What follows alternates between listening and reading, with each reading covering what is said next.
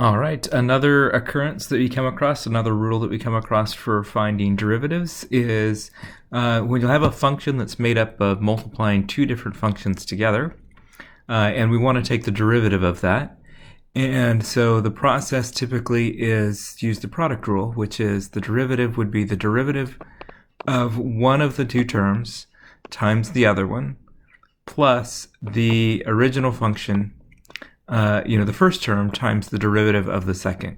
So there's two derivatives and two regular pieces. So let's do some examples of that. If you've got f of x is equal to 3x squared plus 4x plus 1 multiplied by x squared minus 6, and I want to find the derivative of that, what I'm going to do is I'm going to take the derivative of the first thing. Let me change pen colors. So what I want to do is I want to take the derivative of that first piece. So I'm going to use the power rule and the sum rule in there. So 3 times 2 is 6. X to the first power. Derivative of 4x is just going to be 4. The derivative of 1 is 0. So I'm going to take the first piece, derivative of the first piece, and then I multiply it by the second one just as it is, x squared minus 6. And then I want to add to that the first piece, 3x squared plus 4x plus 1, my h of x, my first function that I started with, and multiply it by the derivative of the second piece. And the derivative of the second piece would be bring the exponent down, lower the power by 1. It's just going to be 2x minus 6. The derivative of 6 would be 0. In there, it's just a constant. There's no x involved, so its derivative turns out to be 0. And you can generally enter your equation into our software as that big long expression. There's no need to simplify it.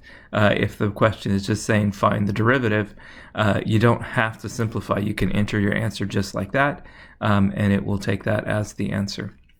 As another example, let's take, go back to black here, f of x is equal to, how about 3x squared minus 6x minus 2 multiplied by 7x to the fifth.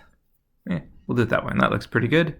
So then the derivative, I'm going to take the derivative of the first piece here. Let me change color here just to make sure it's a derivative here. 3 times 2 gives us 6x to the first power. Derivative of minus 6x is just going to become minus 6. The derivative of 2 would be 0. And then I'm multiplying that by the second piece just as it was the original sort of format, 7x to the fifth. And then add to that the first piece, 3x squared minus 6x minus 2, multiplied by the derivative of the second piece. And so I need to multiply by the derivative of 7x to the fifth. So it's going to be 7 times 5x to the fourth, or 35x to the fourth in there. And again, a lot of times you do not need to simplify these things. It's a lot to type in.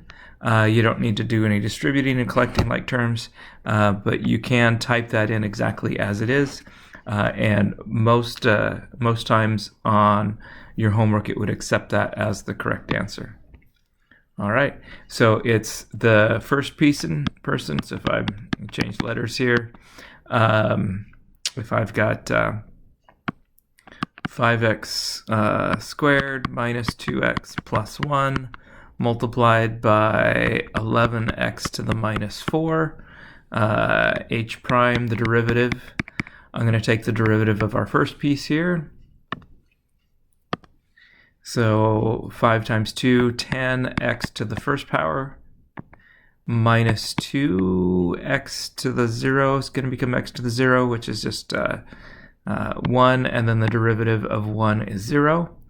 Multiply derivative of the first times the second piece, just exactly like it is, plus the first piece, 5x squared minus 2x plus 1, multiplied by the derivative of the second piece. So negative 44x to the negative 5. I'm going to multiply by the exponent, lower the power by 1. So 11 times negative 4 is negative 44. Negative 4 subtract 1 gives you negative 5 in there. All right? So pretty straightforward kinds of things. When you've got a multiplication, you've got to use the product rule in there.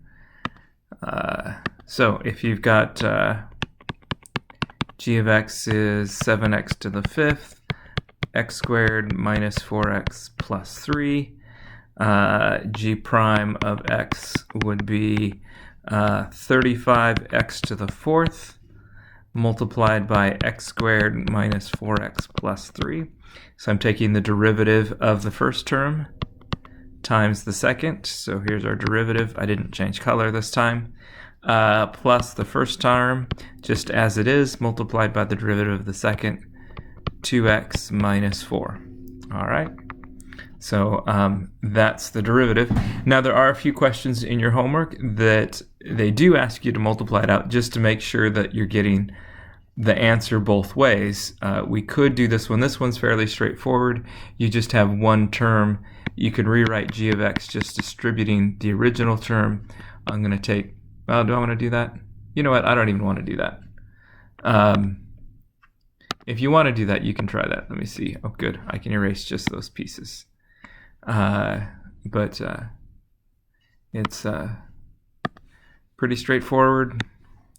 J of x equals, I don't know, 14x squared plus 2x minus 3 multiplied by 68x to the 5th plus 3x to the minus 2 plus the square root of x.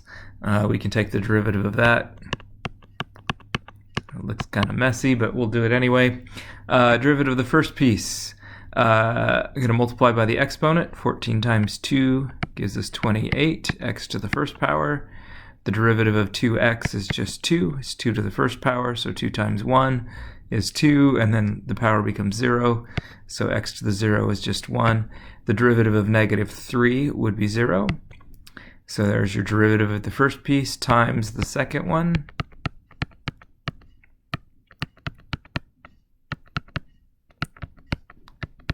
And then add the first piece back to that 14x squared plus 2x minus 3 multiplied by the derivative of the next one. 68 times 5, I'm going to multiply by the exponent. That would be 340 x to the 4th power. I'm going to lower the power by 1. Multiply by our exponent again, so I'm going to get minus 6x to the negative 3 there. And then the derivative of, whoops, I was trying to slide it over there. Derivative of x, square root of x, again, we want to think of that as x to the 1/2 power, an exponential version of that. So it's going to be 1/2 x to the minus 1/2 power there. As the derivative. When you have that square root, we can think of that as the 1/2 power. And so multiply by your exponent, lower your power by 1 in there to find the derivative. And it's long, it's messy, but you do not need to collect like terms. You should be able to enter that in as your solution. Okay, good luck with these.